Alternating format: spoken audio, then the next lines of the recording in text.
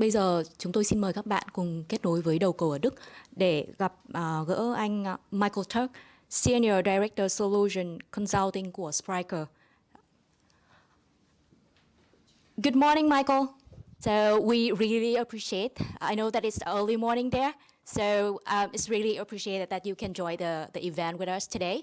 So we and the audience here are very excited to understand how you and your team have been applying the headless architecture. So it's 9:30 in the morning, so it's not that bad. And yeah, I'm thrilled to share our story with you. I want to give you a couple of insights about how we, let me share the screen here, how we kind of created a headless architecture by accident. So does sharing work? Yeah, we can see your screen, yeah. So we went from a headless pioneer to a convenience player in headless in 7 years, and I want to share you how we kind of created the headless platform by accident. So first things first, come on. Who am I? My name is Michael Turk. I used to be a freelance developer, then created an agency a couple of years ago, and now I'm already 4.5 years at Spryker. Yeah, I'm still like the nerd and the developer I used to be. I worked 8 years with Magento and other e-commerce platforms, and now I'm thrilled to spread the word for Spryker. If you want to share things with me, please feel free to contact me via mail or on Twitter, but that's enough on me. Let's talk about headless. And what I want to do is I want to do some time traveling with you. Yeah, so let's do the first stop when I started at Spryker in 2017, and we were kind of the pioneers by accident, and I will share you why I mean that. The second, I want to do a short video of headless, and that video, since I cannot go to the office right now, since COVID is quite massive over here right now, I'm sharing a video, and that video was actually recorded in 2018. Yeah, so and that already gives you a clue about how headless works with Spryker. And then 2021, here we are today. So how can we make headless convenient? Yeah, so that's kind of the 3 stages I want to take with you. But let's first stop August 9, 2017. I was in Spryker just over a month, and I gave a presentation just like this one. On that specific date, our look and feel kind of changed a little bit. But by the time already, we said the time of the online shop is coming to an end at some point. We can see already that we have massive impact of new devices. So 2017, already mobile devices were very important. But already we were talking about devices like wearables, so watches, smart watches. How can we use them in e-commerce applications? And then also different front ends that don't have a screen anymore. So how about conversational commerce? How about augmented reality, virtual reality? How about voice? How about chatbots? How about IoT? And that is why we believed it makes sense to have a totally different approach. And even though I didn't, like my Vietnamese is a little rusty, the slides that were shared just a couple of minutes ago, they kind of seem very, very close to what we showed in 2017. So by the time, we already had created a 2-level e-commerce application that consisted of a backend system. We called it Z. Z was all the business logic about order processing, catalog management, discounting, etc., etc. All the backend systems were generally integrated with that. And then we had a dedicated front-end application. We call it Eve. It's a standalone application. It was all built on PHP, used a couple of frameworks, was all about fast customer communication. And by the time like we believed this was the right choice to do, but we didn't do it because we wanted to do it necessarily headless, but for a couple of reasons. Front end and back end separation make a lot of sense by the time, because typically front end developers are different people than back end developers, because we didn't want to slow down any developers waiting for others to provide certain things. You create APIs and then you can, like, both of the teams can work because of security, because of performance and scalability. That was the reason why we actually created front-end application that was independent of the back-end application. And later on, it turned out to be very good. Yeah, it turned out to be very good because we can just attach different types of applications, front-end applications, to that system. All right, so next step, and in this case, September 20th of 2018. We were just coming from a fair trade, so by the time it was kind of normal to go to fair trades and conferences. Unfortunately, now we are a little held back from that for reasons. But what we did for that fair trade was we created a couple of demos, and this is just a summary of the demos we created. So I hope this works now. So I leave you alone for 4 minutes with Adva, a very nice person. She's still in the company, obviously, but she presents different types of applications in 2018. Could you please nod if you hear the sound?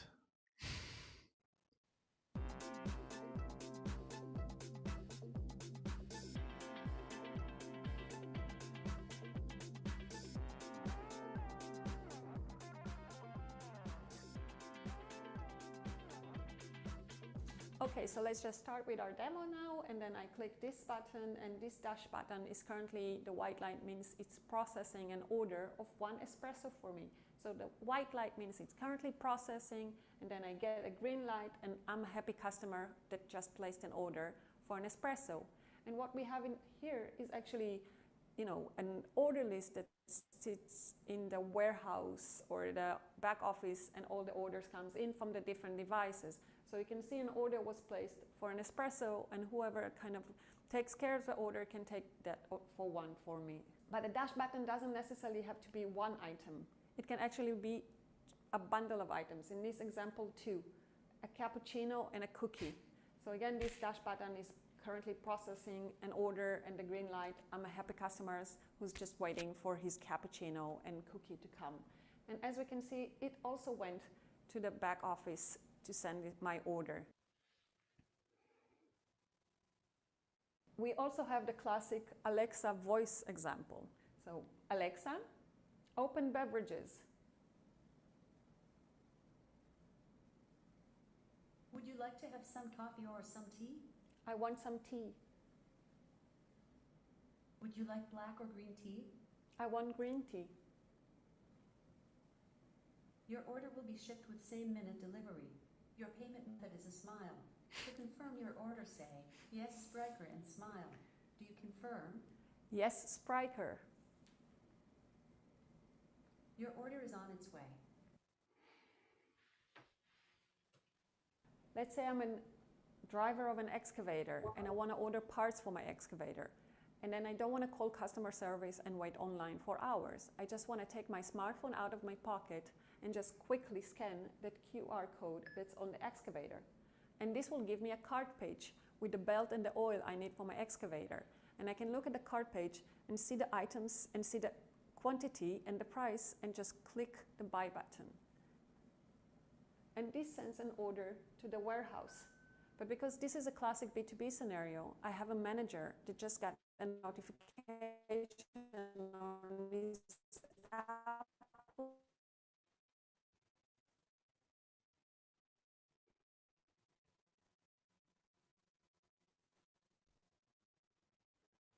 You can see the status of my order just changed from pending to accepted.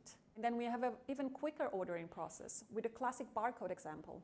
And I quickly scan the barcode, and that sends an order to the order list as well already.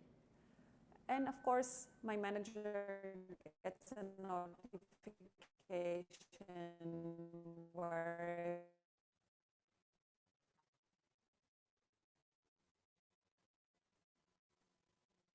he is, and because we're over budget, I'm going to decline this one, unfortunately. And we can see the status change from pending to declined. This is a smart scale, and the smart scale knows the box that's on it and what's inside the box. And if I take screws out of the box, my smart scales know to place an order. But the smart scales places an order not in the weight of the screw, but the actual number of the screws. As you can see on the monitor, this is exactly 21 screws. But I'm not going to make you count the screws, because I can demonstrate with even just one. And when I take out one screw, my smart scales know to place that order for me as well. But let's say I'm a very busy employee that processes a lot of orders, and this one screw was actually a mistake, and I want to put it back. My smart scales know to cancel this order.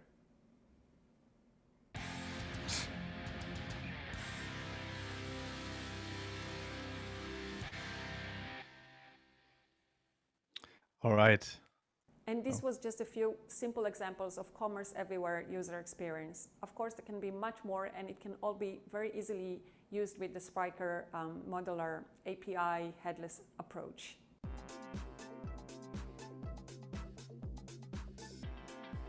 All right.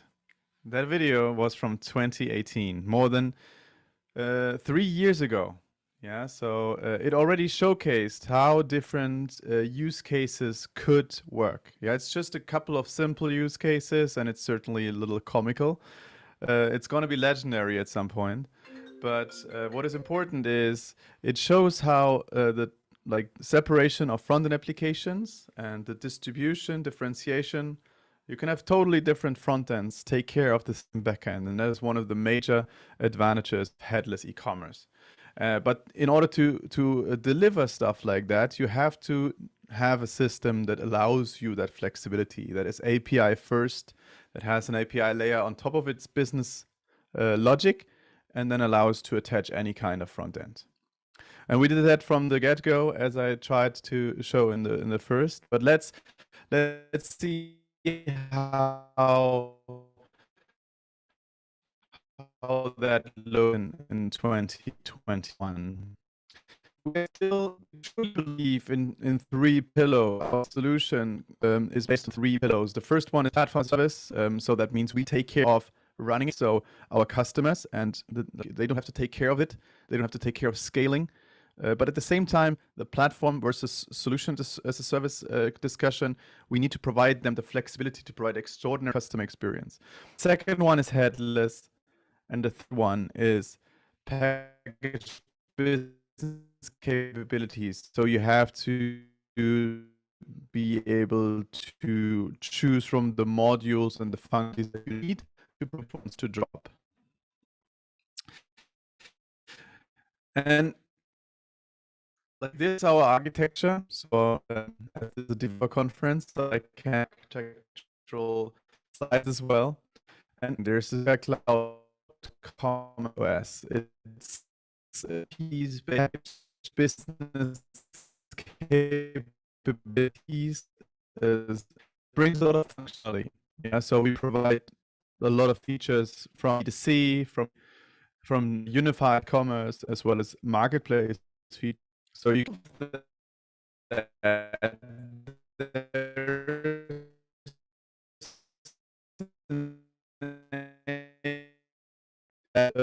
provide and this will allow endpoint provisioning for different front ends. So each of the front ends get its own optimized. And then we have different types of front ends, obviously, attached to that. So we have native apps, we have IoT applications, we have Alexa apps, and they can all make use of specific parts of the application consuming these API endpoints. And obviously, we still have to take care of the web. We still have to take care of normal e-commerce applications, online shops, etc. So we have different types of front ends attached to it as well. So one would be the good old PHP-based applications, or be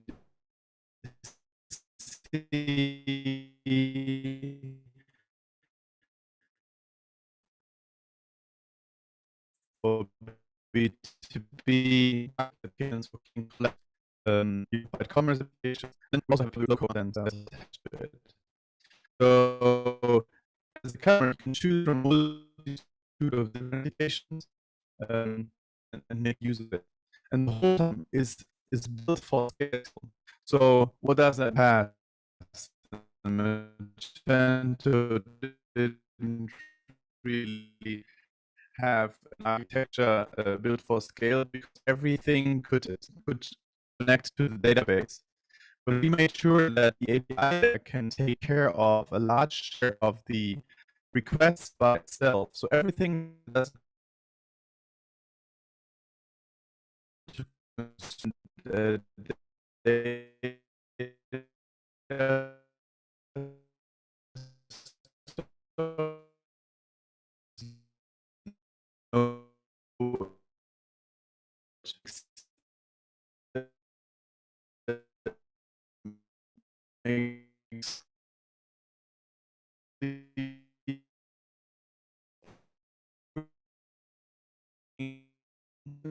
hundreds per minute. Test one of Friday, about 1,000 orders per minute. Each and every second, more than 1,000 orders. That was the systems.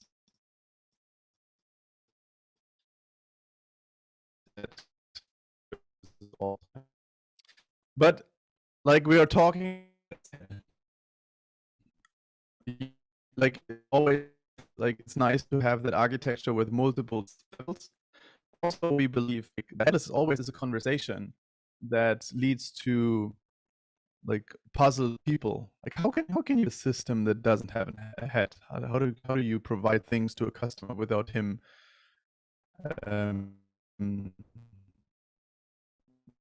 in the next, we call it content enablement. So you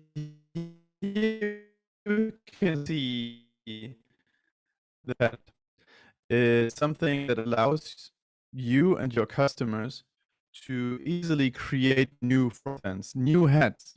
So you have the headless system in the back, and then you create more heads along the way. In that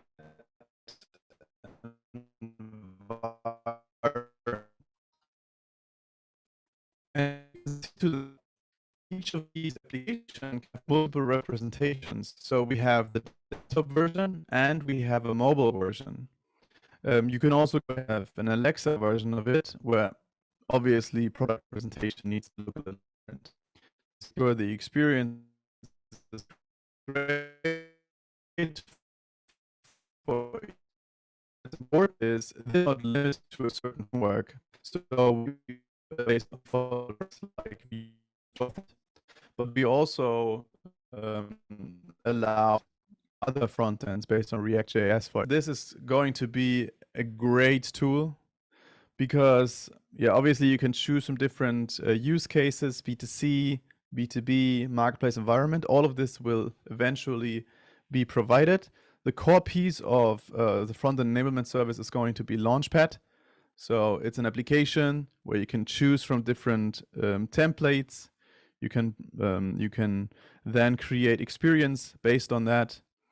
Like companies like Smart OSC, you can go ahead and create your own templates. You can sell those templates, and we have a like SDK to make development as easy as it gets. And as you can see, the front end is again a totally independent application, and that will also always consume the business APIs of that specific Spryker Cloud Commerce OS application.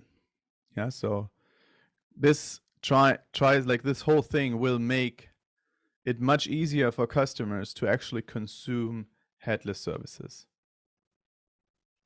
That said, I'm 30 seconds early, according to plan, with my presentation. So I invite you to go beyond with us, because we believe e-commerce is not in its final stage yet. Recording we can stopped. see that it's going to move forward to change into different areas, and yeah, we would like to go that path with you guys as well. Thank you very much for having me again. If there's any questions, let me know. Michael, so I think that is very impressive with what all of you have sharing with us. Actually, I have one question from the audience for you. How do you think about designing an API server between the back end and front end to ensure the security and also increase load balancing? I didn't hear it. Can you repeat? Okay, so I got a question from the audience for you. So how do you think about designing an API layer, the API server, between the back end and front end to ensure the security and also increase load balancing? Oh, that is a great question. I guess we would have to have half an hour to discuss it in detail. From my point of view, what is important is you have to like, if you have a look at the systems that are involved in e-commerce applications, and if you check out what does not scale within that application, then typically that is the relational database. So what we made sure in this regard is that the database is not accessible by the front end to just like all of the majority of the requests from the front end are served from its own local data storages. So that is Elasticsearch, for example, or another search engine, as well as Redis. And these systems can handle loads of different requests. So that's number one. Then you have to make sure the front end is really lightweight. Yeah. So, and also the API layer is really lightweight. And one thing that's important in the API layer, as an e-commerce company, typically you provide endpoints in an atomic way. So that means in order to reuse them later on, you have to have some kind of a ping pong communication typically, which led, for example, to GraphQL and stuff like that. But we enable our clients to create their own endpoints. So you could have, for example, one endpoint that provides the category, all the products, all the assets that you want to show in one request. So that limits the number of requests, and then also make sure that the communication with the front end is as good as possible.